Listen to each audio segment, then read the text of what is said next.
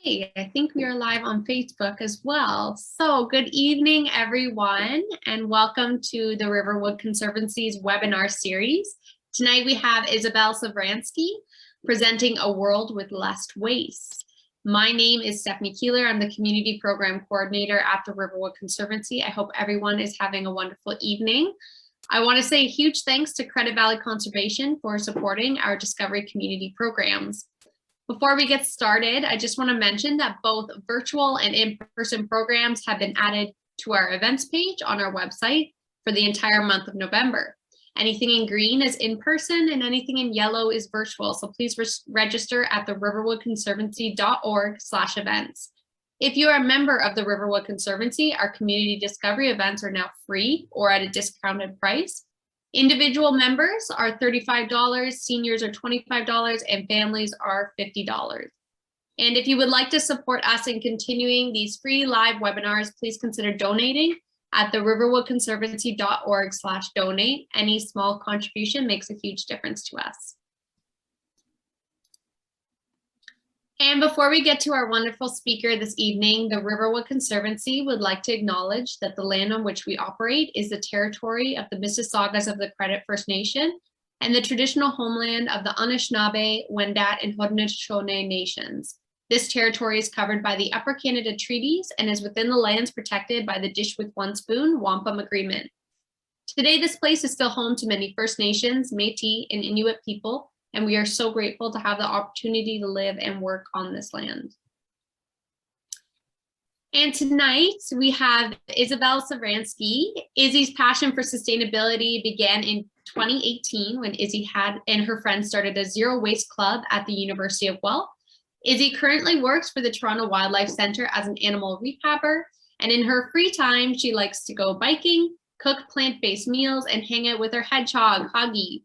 Her last presentation with us was from Bird Safe Guelph, where she taught us about keeping birds safe in our buildings. So if you have any questions for Isabel this evening, please post them in the Q&A section, and any comments can go in the chat bar. And if you're watching from Facebook, I will be checking the comment section there as well. So Isabel, I will pass it over to you. Thank you so much for being here this evening. Thank you so much. And if you hear any strange noises, it's definitely Hoggy running around and disturbing things in my room, so don't mind that. I'm very grateful to be here today to present about low waste living, and you're going to learn today why I don't call it zero waste living. So let's get right into it. So yeah, like I said, my name is Isabel Savransky. My pronouns are she, her, and I just wrote a couple of words that I like to describe myself as. I consider myself an environmental educator. I currently work as a wildlife rehabilitator, and I'm also a small business owner. I recently graduated from the University of Guelph, where I studied animal biology.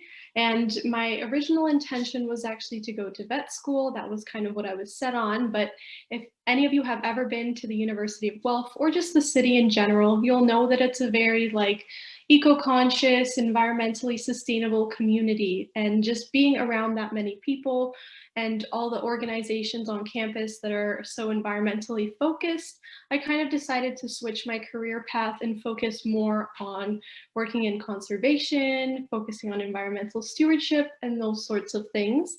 That is also why I started my sustainable upcycling business called Izzy's Imperfect Items that I'll talk a little bit briefly at the end of the presentation, but that just gives you an idea of the kind of person I am and what I'm into.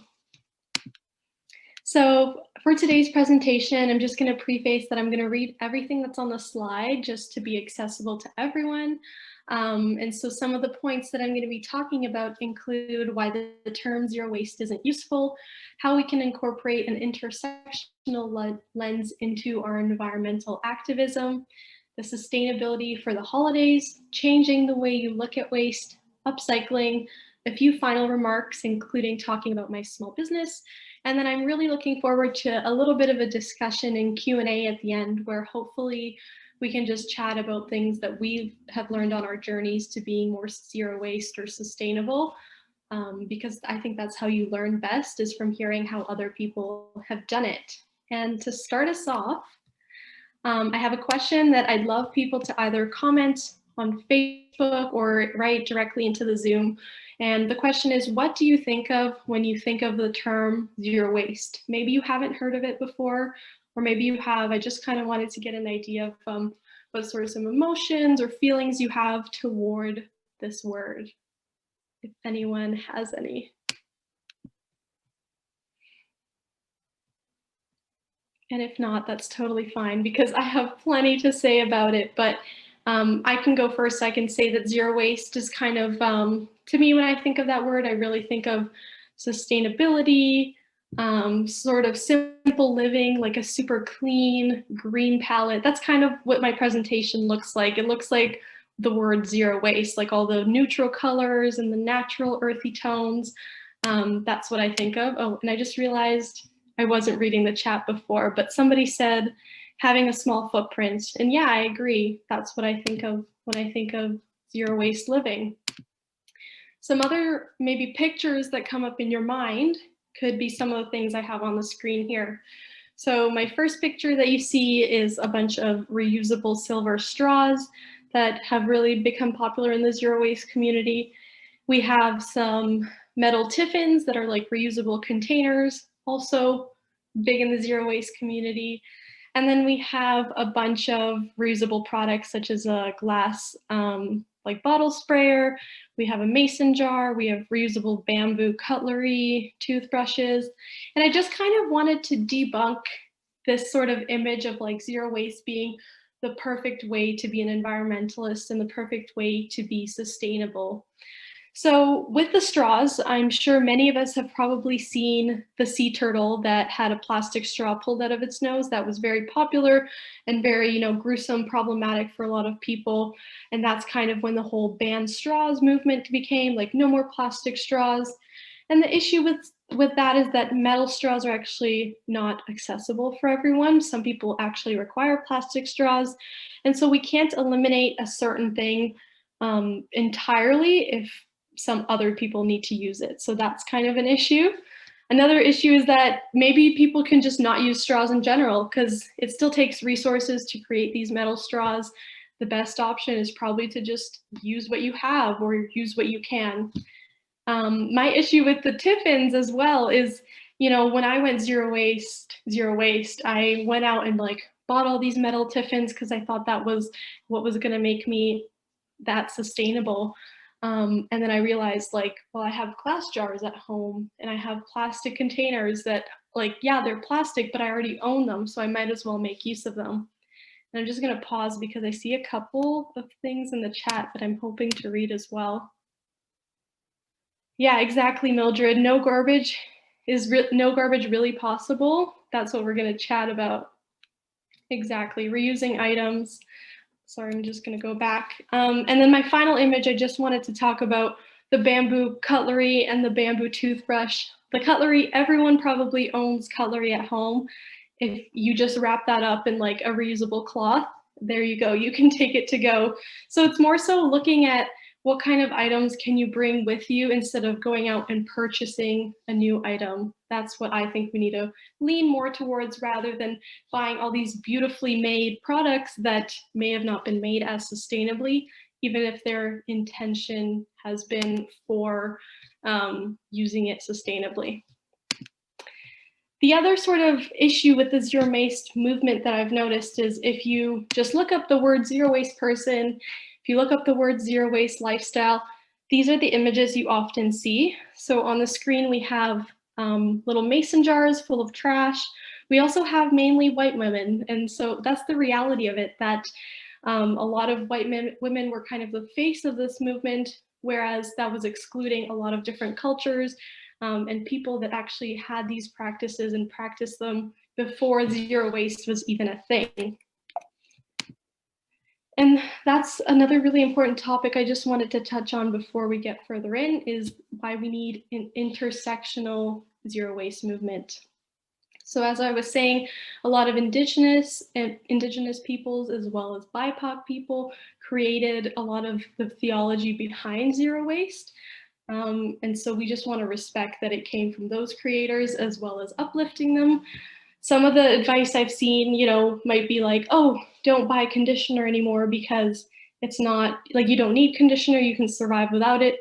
My type of hair probably can, but there are other types of people that do rely on conditioner or other products. So it's all about not excluding people that need these things like the plastic straws, like the conditioner. And it's just really all about including Indigenous people's voices in your work, as well as giving credit where it's due. There's nothing wrong with, white women following zero waste ideas, but it's just about giving credit and including them in our work from a different perspective as well. Oop, I went backwards. So the next little thing I'm going to talk about is the jar. I remember when I tried to be as sustainable as possible, I really thought that I had to cut down my waste to a jar. Otherwise, I just wasn't contributing as much as I should. Obviously, that's difficult. I don't know if any of you have ever tried to condense your waste into a small little jar, but it's extremely difficult. Like you can see in the image on the screen here, there's a little packet of medication. Some people need medication monthly, and that's not something they can really compromise on.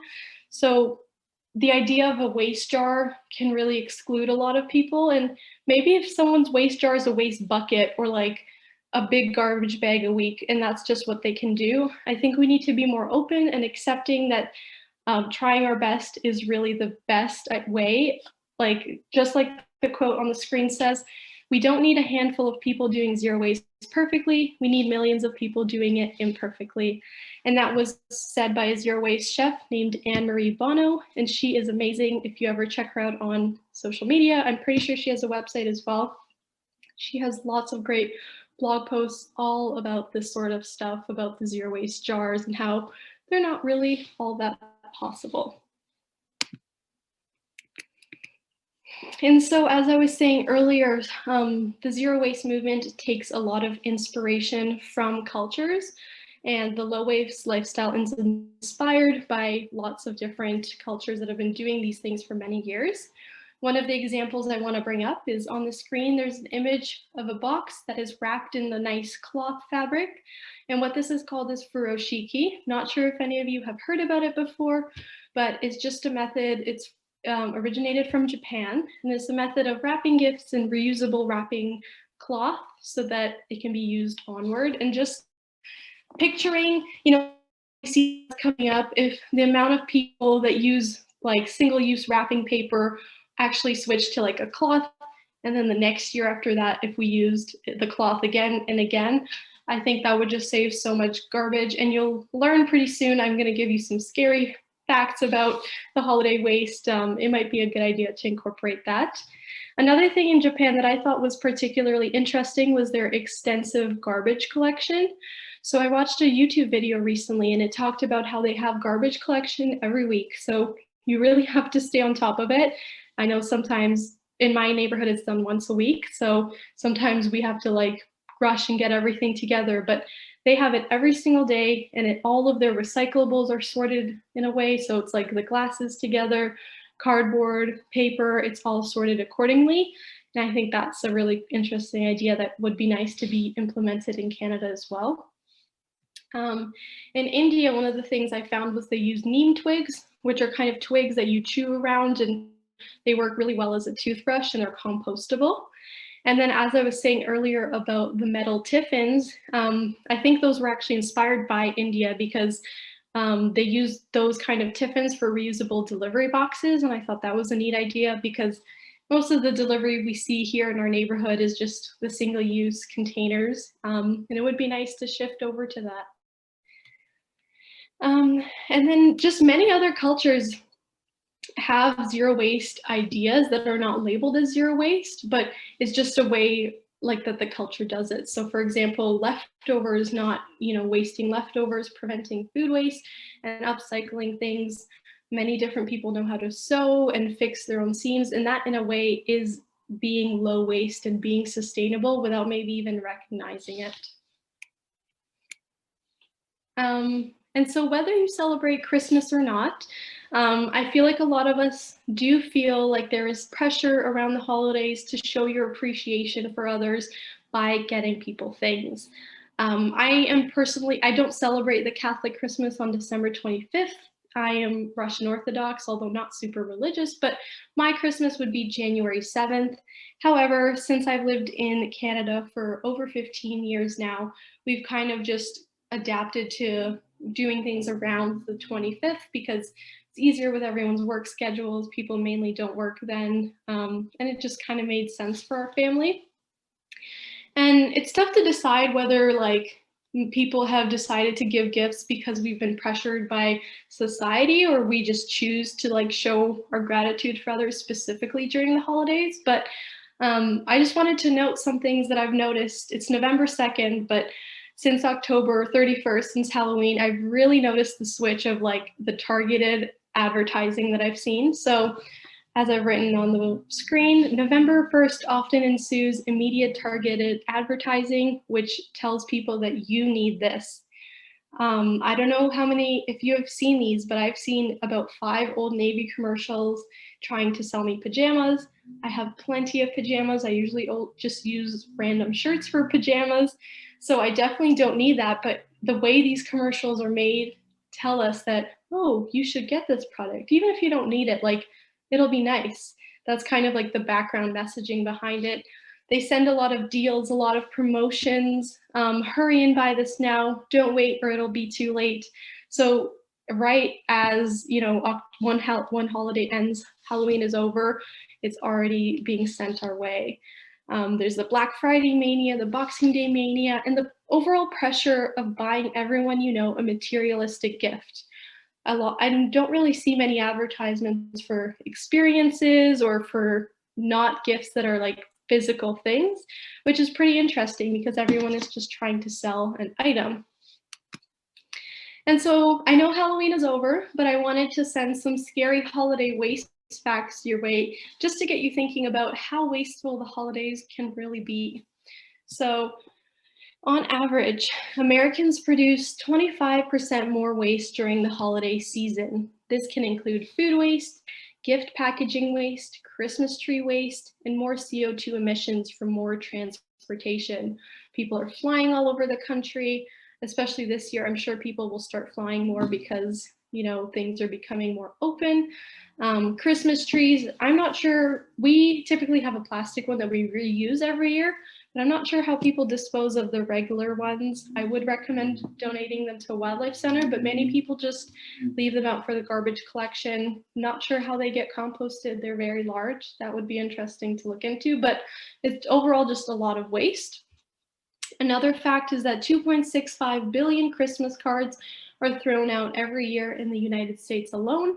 And that is, scarily enough, it's enough to fill a football field 10 stories high, which is just giant. And long after the holidays are over, non-recyclable and non-compostable waste sits in landfill for many years to come. I always personally think about maybe like something I threw out 10 years ago and how it's probably existing somewhere on Earth. And the fact that we don't normally see landfills doesn't like means you're not thinking about it much, but when you do, like I just always think about how they get filled up and like where will we start putting things when that gets filled up. That's always on the back of my mind. But I wanted to say that 2021 is a year of important environmental decision making. A lot of you probably know that the COP26 is happening right now, and we can each make small contributions to make a more sustainable planet, which is what we're all here for, to learn about sustainability during the holidays and how we can overall be a little bit more low waste. So I've compiled a few ideas here that I have really enjoyed doing for the past couple of years with gift giving. So the first one, like I said previously, Furoshiki. You don't need to necessarily go out and buy the prettiest fabric there is, although you probably can. But if you're going that like extra step, you can use fabric you already have. Maybe you have like a really nice shirt that you don't wear anymore. You just cut it in half and tie it. That's a good idea too. Another thing, I always have gift bags. I have like an endless amount of these and nothing ever happens to these. Obviously the initial purchase isn't the best, you know, they're plastic. I don't think they're like recyclable, but they last forever. I've probably had this one about 10 years. And I just prefer the gift bags more than anything because you can fit a lot of things in them and they're the best. Something I touched on earlier was gifting experiences / services. It might be a little bit awkward to go up to someone and say like, hey, I'll babysit your kid, that's my gift to you. But I think the more we get used to it and the more we kind of shift from materialistic gifts, the less awkward it'll get. Because I mean, for example, who wouldn't want a dinner made for them and all cleaned up and everything? Like if your friend gifted you a whole dinner and a cleanup and everything, it would just be such a nice experience and you guys would share that memory together. Some other things I wrote was taking someone out to a movie or maybe even a soccer game, some sort of sports event would be a nice gift too. The last one is I have handmade and local gifts. In 2020, I found that there was a big push for supporting local, and I don't think we should stop and leave that in 2020. I think we should continue to support local businesses because oftentimes they are using sustainable materials and making things themselves, which is more sustainable than, you know, mass production, for example. And handmade goods are always really nice and have a nice charisma to them to put you in your home. And I just wrote, scour your community for local crafters. You never know what you can find. I added a little more gift ideas. I literally just looked that up on Pinterest. So if some of the ideas I listed aren't for you, there's so many more ideas out there, and I'd love for people to share maybe some good ones we can read after I'm done the presentation, so we can all share ideas like with what gifts have been successful in the past with each other. Another idea I wrote was buying secondhand gifts. There's Facebook Marketplace, thrift stores. There's a lot of Facebook groups that are specific to communities. So I live in Vaughan, and there's a Vaughan specific, like, it's called Pals. I think I spelled it wrong. I think it's with a Z, but basically it's just people posting their items from their house that they don't need. Maybe someone else really needs it. Really popular. I see lots of kids clothing and like kids toys and car seats and strollers and stuff. So for people with kids, I think that would be good. And then there's also a trading app called Buns, which is you trade items. Maybe you have something that someone else is looking for, or sometimes people are like, I have this item and I'll trade it for like a bottle of wine. So you could just buy a bottle of wine and trade for that item. So it's a really cool app that works like that. And finally, I have asking for a list. There's nothing better than getting exactly what you want because you know it won't go to waste.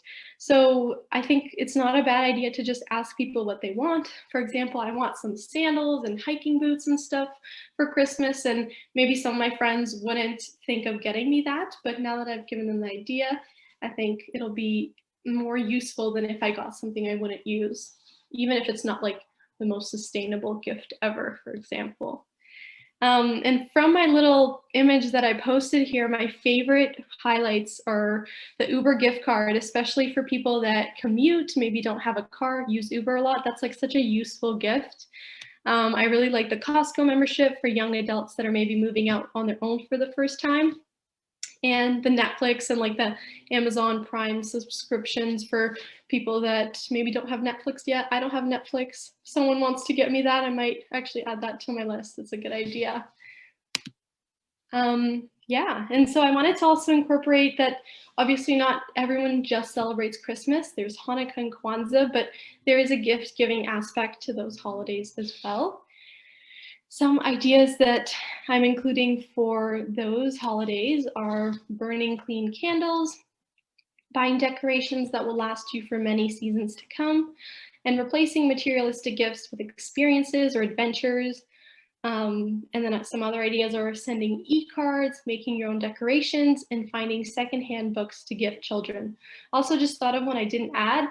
If e-cards aren't your thing, you could always make a personalized card on like a piece of paper, like a piece of scrap paper. I'm sure we can all find paper that's like has something printed that you don't need anymore. So just use the back of that.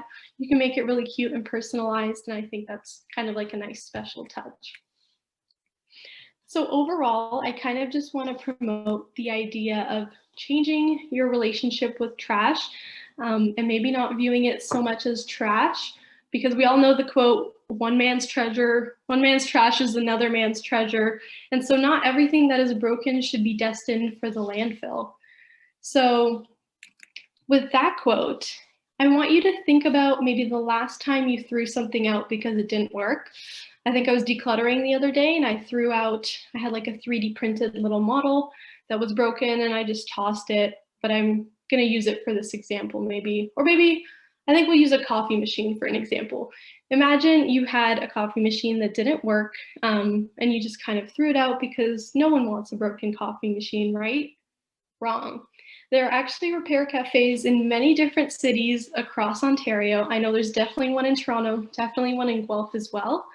And it's volunteer run, and people that, you know, maybe know certain trades, know how to fix certain things, they can help you fix your item. They might know exactly what's wrong, or they can at least try to if they can't. And I think this sort of mindset of trying to fix and trying to reuse what we already have, what is already in existence, is the best way of reducing our footprint, because you can't stop yourself from buying that coffee machine 5 years ago, and maybe now you would have thrifted one, but you still own it. So instead of just getting rid of it, letting it sit in the landfill, try and get it fixed and do that. If that doesn't work, one of my favorite places I talked about earlier is Facebook Marketplace.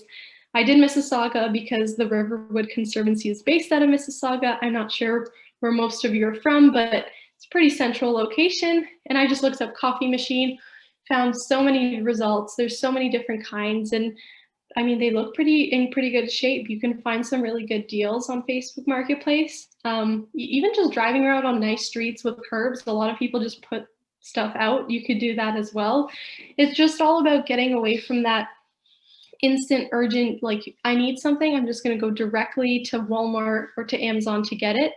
It'll probably be a little bit more challenging to find what you need, but in the end, it's a little bit more rewarding because you know you're saving that item from potentially not being in use, which I think is kind of important for the sustainable lifestyle. And finally, let's start talking about upcycling. So upcycling is known as the creative reuse of materials that are destined to go to waste. Rather than buying new items, you can get creative with what you have. This can be applied for a number of different things, such as recipes, DIY projects, sewing, gardening. Like for example, for recipes, you can't obviously maybe upcycle a spoiled tomato, right? But I'm just kind of saying, if you have a recipe that requires like 2 teaspoons of cumin and you don't have it at all, instead of running to the store to buy that specific giant pack of cumin that you might never use again other than this recipe, try to fill it in with something else. And it's all about using what you have and getting creative with the items already at your hands. And so a couple of ideas that I came up with for the holidays that I wanted to share were embroidering on a sweater you already own or you thrift/trade one, making your own candle using a mason jar, making your own beeswax wraps, using old, I didn't say wood, but I wanted to say using old wood to make a birdhouse, or making your own lip balm, which we are having a workshop on November 24th. So you should definitely sign up for that. And I think often upcycled gifts get a little bit of a bad rap. And that might be because like you think of like macaroni necklaces or just like something that's like handmade but not nicely done. And of course, you want to give things that are like classy and people will actually use.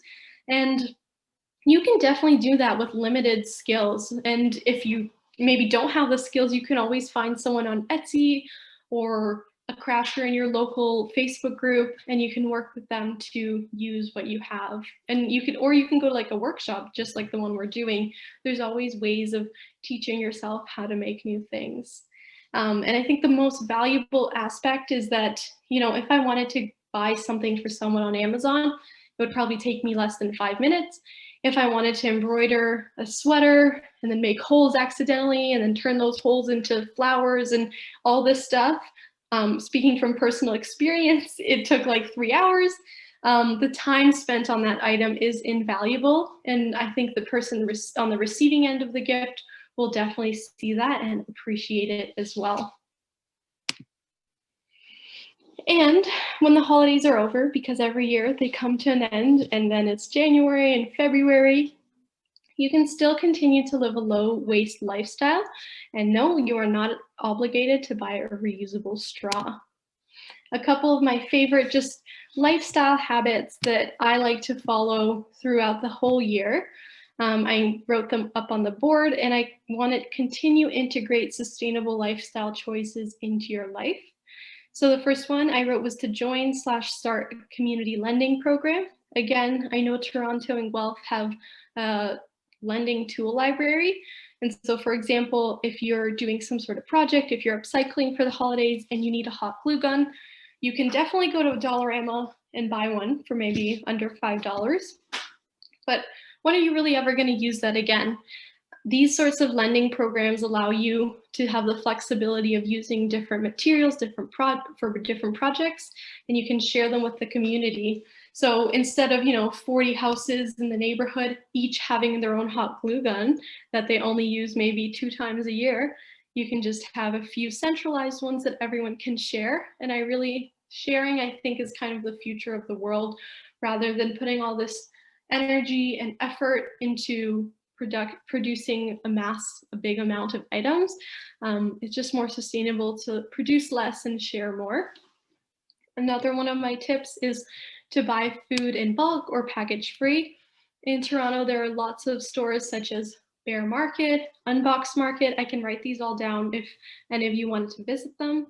But they sell items that you can just bring your own jar into. I actually recently bought shea butter for the workshop. You'll need this. And then I also bought essential oils in this refillable jar. So you can buy things like that. If you're in Mississauga, there's Bulk Barn. So thankfully, a few months ago, they brought back their Bring Your Own Container program. It was on hold for a little bit because of the pandemic. But that's a great source for bulk food and things like that as well. Another important part is using public/active transportation more. I've recently taken up biking more after I've done a little bit of my own research about biking cities and how to bike more sustainably for a living. And I really like that, countries like the Netherlands have very bike-friendly cities where bikes are more welcome on the road. A lot of people bike there. And just in showing, the government that we are able to use these as forms of transportation will hopefully help invest more money into more biking communities, as well as more public transportation that's accessible for more people. So that is why I do that. Another idea was try vermicomposting. I know lots of buildings in the area may not compost. I actually think some buildings, even though they have recycling streams, I've heard that some go all together and just go to landfill, which is really sad. But you can do your own vermicomposting. It would be cool to do a workshop on that actually, but it's basically like a little bin of worms and you just feed them and it takes time, but they break it down into soil that you can use for things. And this leads me to my last point, that you could use that soil to grow your own food. Obviously, it's difficult if you don't have a backyard or a plot of land, but even growing your own herbs is a really good idea, because if you go to the supermarket, usually the herbs are in a little plastic container and you usually don't use all the herbs before you're done, and that's just so wasteful. So yeah, those are my top life sustainability tips. And of course, we should not forget, I'm going to read, this is a meme I'm going to read to everyone. There's a figure inside some sort of building that is saying, you should do your bit to help the environment. He's telling this to someone else. And that someone else is saying, I am helping. He's scraping a little bit of oil off and trying to make it more sustainable. Meanwhile, this giant corporation is the one making the big mess. And so with that, I just wanted to say, as we learn more about sustainability, we learn that it's not just individual action, but large corporations have to help out as well. I have this statistic here that I want to read to you. 10% of the world's population emits nearly half of the world's carbon pollution.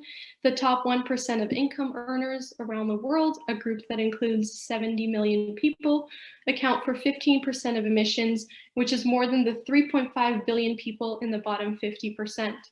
So we need to help hold these people accountable because they are creating the most pollution. So don't be so hard on yourselves if you know, you can't make that extra trip to the grocery store to buy zero waste products. It's more about keeping them accountable and just doing your best. And that's also leading me to my other point, which is to just do what's accessible to you and don't forget your mental health. Eco-anxiety has actually recently been an actual term and added as an actual term to the dictionary. So don't, you know, stress yourself too hard. A lot of people try to be perfect. It's not about one person being perfect. It's about everyone being imperfect and just trying their best. We're all going to do what we can, and hopefully the corporations will see that action and change as well. And so we're close to the end of the presentation, and I just wanted to talk about my small business, which I created in my second year of university. I just wanted to start making items out of scrap fabric because instead of buying new fabric, which is also not really sustainable to make, I wanted to make items out of fabrics that I already had.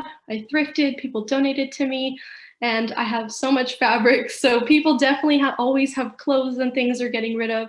So it's all about using what you can to make items out of it that people will hopefully use. That way the fabric does not go to landfill. So my Instagram as well as my website is on there if you'd like to check it out. And then finally, I just wanted to end off with a quote, which is the most environmentally friendly product is the one that you didn't buy. So if you feel like you need to go buy those sustainable items, try and just take a look through your home and see if you already have them, or maybe you can borrow them from a friend or something instead. I think that's just the most sustainable way of doing it. So yeah, thank you so much everybody for listening. I'd love to hear and read through. I wasn't able to see the chat during the whole thing, but I'd love to read through and see what people have to say. Well, thank you so much, Isabel. I think all of the tips that you gave us today are super relevant, especially right now where I would say the holidays is probably the biggest waste season of the year. I don't know if that's correct, but I'd feel like it is. Yeah. So thank you for all those great tips. Something that I just thought of too is if you live in apartment buildings, which I do, usually downstairs there's big garbage rooms where everybody throws all their garbage. And actually me and my partner, we go down there like every Sunday before the garbage is cleaned up on the Monday. And we look through all the items. So there's usually like, there's sometimes computer screens, keyboards, candles. We've gotten coffee tables from down there before. People just throw out anything into those garbage rooms. So if you do live in an apartment building, that's a place to check too. Oh yeah, on my partner's street, there was a house that had like a huge pile of all this electronic stuff. We pulled out a Keurig out of there, and so I've been trying to clean it, but I don't know why Keurig designed the machine in a way that like you can't get into all the nooks and crannies. I feel like they designed it like that so people are like more inclined to buy a new one, but it's honestly taking me so long to clean it. There's still coffee coming out of it. Like it's not clean water coming out. It's been a struggle. But it's always the best when you find something for free, right? Yeah, absolutely worth it. So you do have some questions here. The first one coming from Karen, who said, what can we do to help with hospital waste? I work in healthcare and there's a lot of waste daily, from used gloves to paper towels to diapers. We do have recycling bins and recycle, but there's a lot of waste still. Thank you. Yeah, that's a tough one because hospital waste is obviously hazardous waste. With COVID, you know, as much as I don't like, you know, wearing the gloves and stuff like that for human health, I think it's more important to use that sort of stuff, even if it is single use.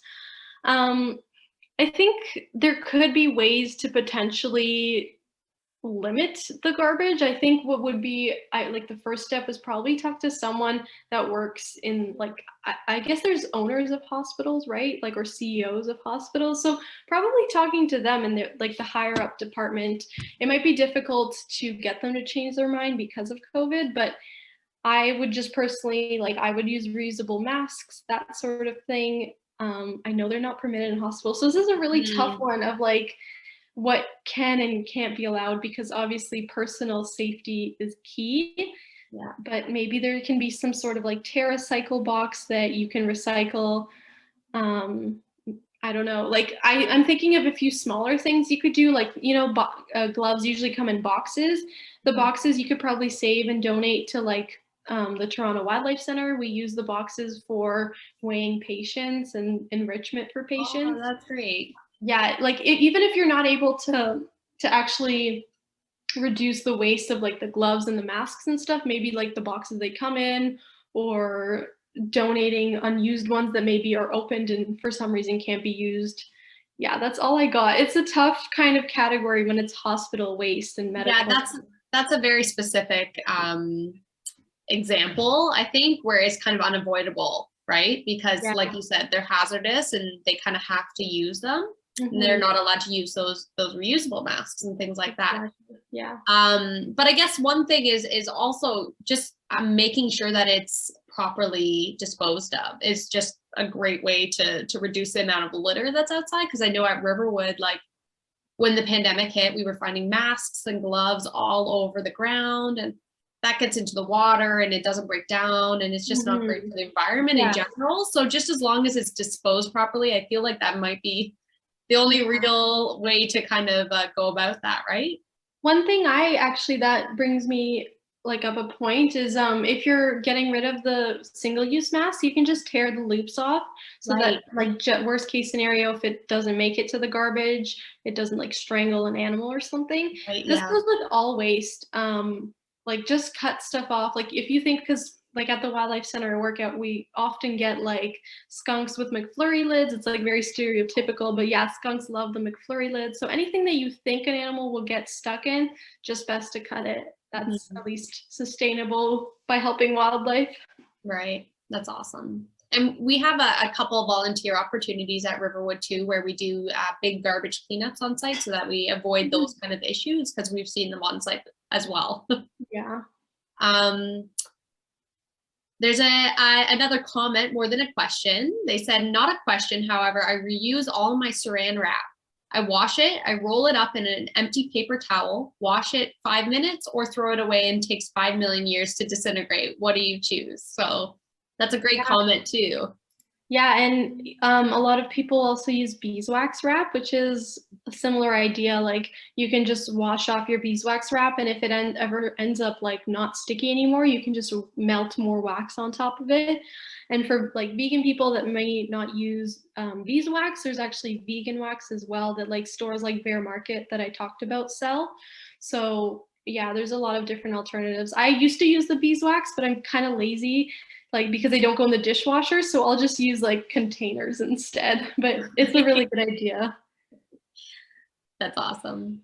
And then there's another question. What's a good way to limit food waste? I think a really good way is just to plan out your meals. I sometimes actually specifically go to stores to see like their discounted produce, because that'll give me ideas of how I can make things with it. I really plan ahead my recipe, so I never like buy veggies and I'm like, I'll figure something out. It's usually like super specific. And like I said earlier, like if you're missing an herb or like an ingredient or two, just substitute it. Like you don't need to follow the recipe to a T, unless maybe you're like baking, like you obviously need baking powder and baking soda. You can't replace those, but like for the most part, you can just fill in with things that you have.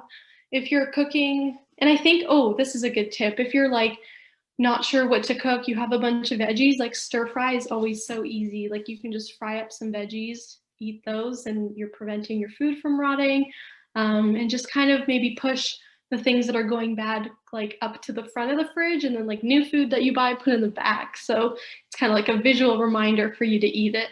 Right. That's awesome. I know a couple grocery stores have programs too, where they sell like the ugly food, the ones that have like brown spots on it or stuff like that, but they sell it for cheaper. So I guess that's an option too, right? Yeah, there's an app called Flash Food where Someone just commented that, actually. That's funny. Yeah. So Flash Food is like an app where you can actually buy stuff on the grocery store. It's affiliated with like the President's Choice grocery stores. Okay. And you can buy like a box of mystery fruit for like $5, and it might be like 20 apples or something. Really? Or they had Beyond Meat for like $2 once because it was expiring the next day, and you can just freeze that. Wow. I didn't know about that. Yeah, there aren't many like grocery stores around my neighborhood that have it, but the ones that do, or sometimes you can find really good steals on there. Ah, awesome. I'll have to look into that too. Yeah. Okay, well, I think that might be all of our questions. They're none on Facebook? None on Facebook. None that I see on Facebook. So I want to just say thank you, Isabel, again for coming this evening. It was very informative and lots of great tips for the holiday season. So I'm excited to use those as well. Isabel will be coming back on November, will you remind me? 24th. Thank you. I can even tell you the time in 1 second. Let me just. Oh, you're awesome. So Isabel will be doing a DIY holiday upcycled gift demo, and it will be virtual. In the morning, 10 a.m. Awesome. Great. Yeah. So I posted that in the chat bar. So just click that link to register. It's completely free.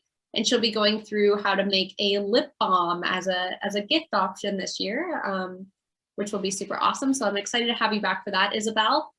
Is there anything else you'd like to say before we sign off for this evening?